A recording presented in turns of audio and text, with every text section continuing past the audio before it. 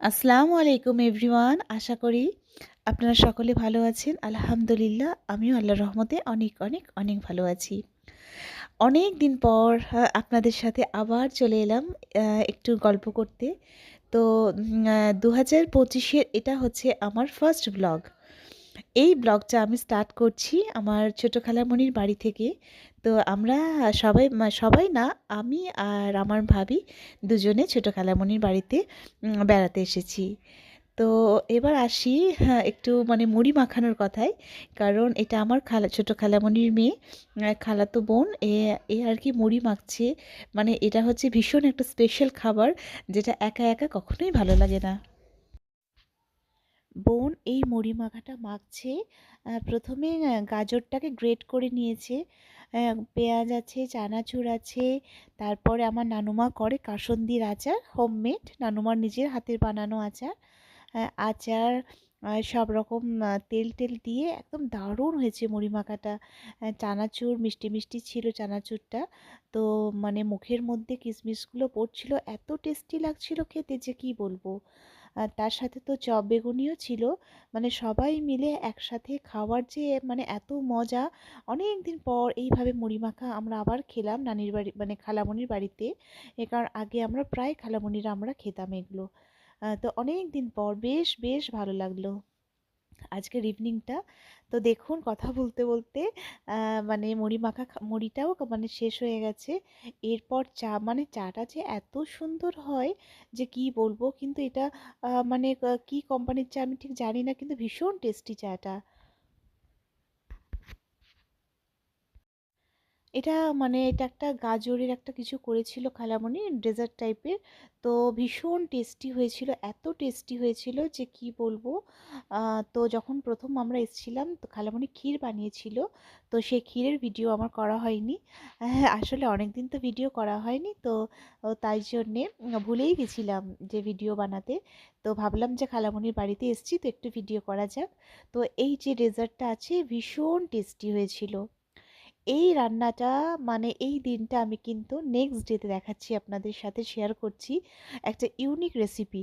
তো প্রথমেই আমি আর কি ভিডিওটা করতে পারিনি, মানে মাঝ থেকে এটা আমি মানে স্টার্ট করেছি। এটা হচ্ছে পোস্ত আলু ভাজা। এটা একটা ভীষণ একটা টেস্টি খাবার।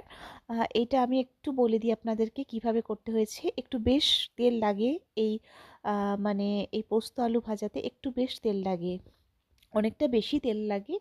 তো একটু পেঁয়াজ দিতে হবে, তেলের সাথে পেঁয়াজ এবং একটু কাঁচা লঙ্কা দিয়ে দিতে হবে, যে যেমনভাবে ঝাল খায় সেই অনুযায়ী। তো দেওয়ার পরে পেঁয়াজটা বেশ একটু লাল করে ভাজা হবে। তারপর এরকম ছোট ছোট ডুমো ডুমো করে আলুটাকে কেটে নিতে হবে। তো আলুটাকে দিয়ে দিতে হবে। এরপরে দিতে হবে অল্প একদম মানে হলুদ, অল্প একটুখানি লঙ্কার গুঁড়ো, ধনে গুঁড়ো, জিরে গুঁড়ো, বাস। আর নুন পরিমাণ মতো, তো নুন স্বাদ অনুযায়ী নুন তো লাগবেই। তো এখানে তারপরে পোস্ত যে বাটাটা আছে, পোস্ত বাটাটা দিয়ে এই সুন্দর করে মানে অল্প অল্প করে মিডিয়াম লো ফ্লেমে এটাকে ভেজে নিতে হবে। তো এত টেস্টি হয় এই খাবারটা, তাই আমি আপনাদের সাথে একটু রান্নাটা শেয়ার করলাম। ভীষণ টেস্টি, আপনারা প্লিজ এই রান্নাটা বাড়িতে বানাবেন। তো আশা করছি আপনাদেরকে কিন্তু এই রান্নাটা ভীষণ ভালো লাগবে। এটা হচ্ছে পোস্ত আলু ভাজা। পোস্তর বড়াও হয় এবং আলু পোস্ত রান্না হয়, এটা কিন্তু ভাজা। তো খালামণি এই রকম স্টাইলেই করেছিল, মানে পোস্ত আলু। আর খালামণির হাতে, ছোট খালামণির হাতে রান্না জাস্ট ওয়াও, ভীষণ সুন্দর। তো এটা ছোট খালামণির হাতে আমরা খেতে ভীষণ ভালোবাসি, এত সুস্বাদু হয় যে কি বলবো। তো এর মধ্যে কোনো রকম কিন্তু পানি অ্যাড করা যাবে না, এটা পোস্তর সাথে ছিল বলে একটু মানে বাটিটা ধুয়ে, মিক্সির জারটা ধুয়ে একটুখানি পানিটা দিয়ে দেওয়া হয়েছে। কিন্তু এটা কম বা মিডিয়াম ফ্লেমে বেশ অনেকটা টাইম লাগে ভাজতে, যাতে আলুগুলো একটু সেদ্ধ হয়ে যায়। তো সেই জন্যেই।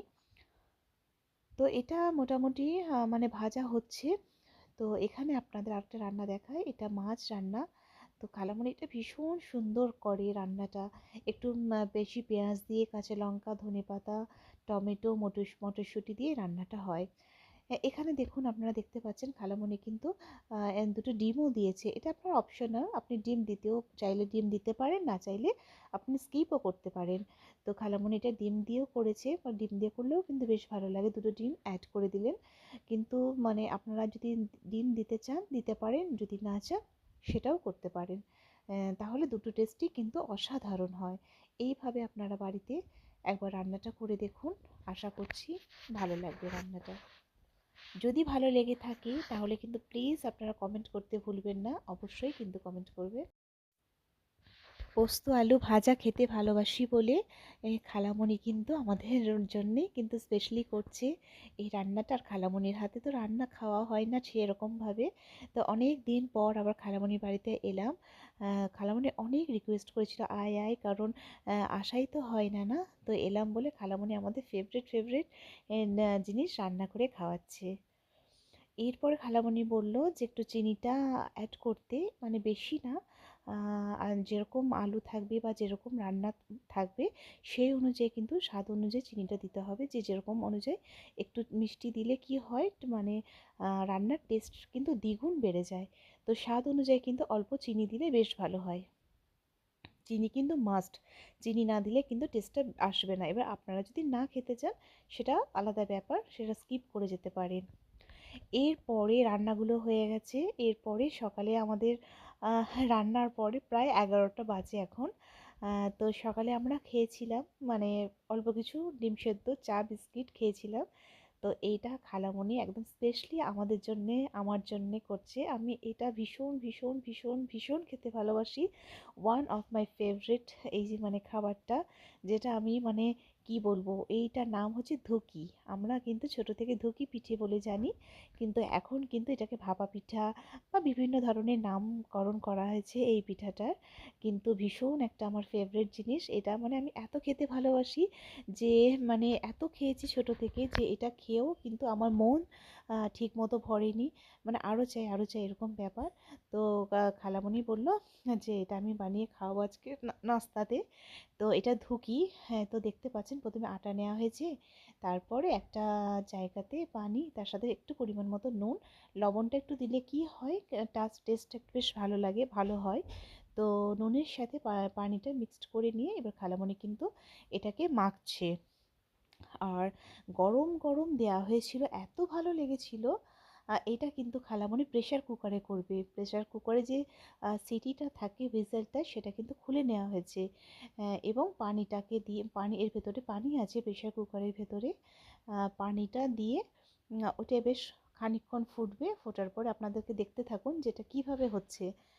এটা একটা চালনি, তো বেশ পরিমাণ মতো মানে বেশ ভালোভাবে কিন্তু আটাটা কিন্তু মেখে নেওয়া হয়েছে। আটাটা মাখারও কিন্তু মানে একটু ভালোভাবেই মাখতে হবে, যেন বেশি লুজ না হয়ে যায় আর বেশি। দেখুন আমি আপনাদেরকে হাতে করে নিয়ে দেখাচ্ছি যে কীরকমভাবে মানে আটাটা মাখা হয়েছে। আমার হাতে কিন্তু কোনো রকমভাবে লাগেনি। বুঝতে পারছেন আপনারা যে কীরকমভাবে তৈরিটা করা হয়েছে। তো একদম যেন লুজ একদমই যেন না হয়, বা হাতে যেন মেখে যায় এরকমও না হয়। কিন্তু এটা মাখারও কিন্তু একটা কায়দা আছে, এটা সবাই হয়তো পারে না। এবার খালামণি এই চালনি দিয়ে ওটাকে কিন্তু পুরোপুরি চেলে নিচ্ছে, দিয়ে পুরো নিচে থেকে পুরো ঝুরঝুরি মতো হয়ে যাবে একদম, মানে খুব সুন্দর হবে।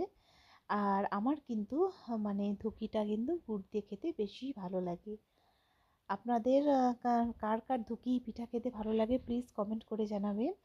তো এখানে আমার গুড় দিয়ে খেতে ভালো লাগে বলে কিন্তু আমি গুড় দিয়েই খাই, খেজুরের গুড়। তো কেমন লাগছে আপনাদেরকে আমার এই মানে 2025-এর ফার্স্ট ব্লগটা, আপনারা কিন্তু কমেন্ট করবেন। কে বা কারা এখনো পর্যন্ত আমার ভিডিওটা দেখছেন সেটা তো আমি জানি না। তো যারা যারা আমার এই ভিডিওটা দেখছেন, যদি ভালো লেগে থাকে তাহলে কিন্তু অবশ্যই একটা লাইক, কমেন্ট এবং সাবস্ক্রাইব করতে ভুলবেন না। এবার হচ্ছে যে দেখুন আপনারা যে এই মিডলে কিন্তু খালামণি প্রথমে এটা একটা মানে কি বলবো, ইয়েলো কালার যে জিনিসটা আছে ওইটা একটা, নামটা এই মুহূর্তে আমার ঠিক মনে পড়ছে না। তো এটা দিয়ে এর ভেতরে কিন্তু খেজুরের একটা মানে শক্ত মতো একটা গুড় দিয়ে দেয়া হলো। তো কেউ কেউ কিন্তু নারকেল, ঘি, তার সাথে গুঁড়ো অ্যাড করে। কিন্তু আমার আমার কিন্তু বেশি ভালো লাগে সেটা হচ্ছে কিন্তু মানে গুড়ের দিয়েই বেশি ভালো লাগে, খেজুরের গুড় দিয়ে। তো দেখুন এখানে এর ওপরে বসিয়ে দেওয়া হলো, ভাপে ভাপে কিন্তু পুরো ধুঁকিটা হয়ে যাবে। আপনারা দেখুন এটা যে কত সুন্দরভাবে এটা হচ্ছে, মানে আপনাদেরকে তো দেখাতেই হবে, এত ভালো একটা জিনিস, সেই জন্যই আমি ভাবলাম যে একটু ব্লগ করা যাক। তো এইভাবে প্রেশার কুকারে খালামণি আগে কিন্তু সেই মানে একটা এই কলসি মতো টাইপের থাকতো, তার উপরে এই কাপড় দিয়ে বাটি বসিয়ে ওইভাবে করতো। কিন্তু মানে এখন কিন্তু মানে প্রেশার কুকারে ভীষণ ইজিভাবে তাড়াতাড়িভাবে হয়ে যায়, চটজলদি হয়ে যায়। তো এইভাবে ওর যে মানে ভাপটা আছে, ভাপে ভাপে সেদ্ধ হয়ে যাবে ধুকিটা। আশা করছি আপনাদের বেশ ভালো লাগবে। দেখুন আমি একটু কাছ থেকে আপনাদেরকে দেখাচ্ছি, সেইভাবে হয়তো মানে ভিডিওটা ঠিকমতো ওঠেনি। দেখুন হয়ে গেছে কীরকম, কত সুন্দরভাবে এটা যখন আর কি মানে মানে আটাটা যখন দেওয়া হয় এবং যখন এটা ভাপে থাকে, ওর কিন্তু কালার চেঞ্জ হতে থাকে। মানে যেমন কুকড হয়ে গেলে যেরকম হয়ে যায়, মানে যেটা হয়ে যায় সেরকমভাবে এটা হতে হয়ে যাচ্ছে। কিন্তু সেটা কিন্তু ভিডিওতে সেইভাবে হয়তো বোঝা যাচ্ছে না, কিন্তু বেশ ভালোভাবে হয়ে যাচ্ছে। কি সুন্দরভাবে হয়ে যাচ্ছে, এত নরম, এত সফট, মানে গরম গরম, মানে এত ভালো লেগেছে যে কি বলবো।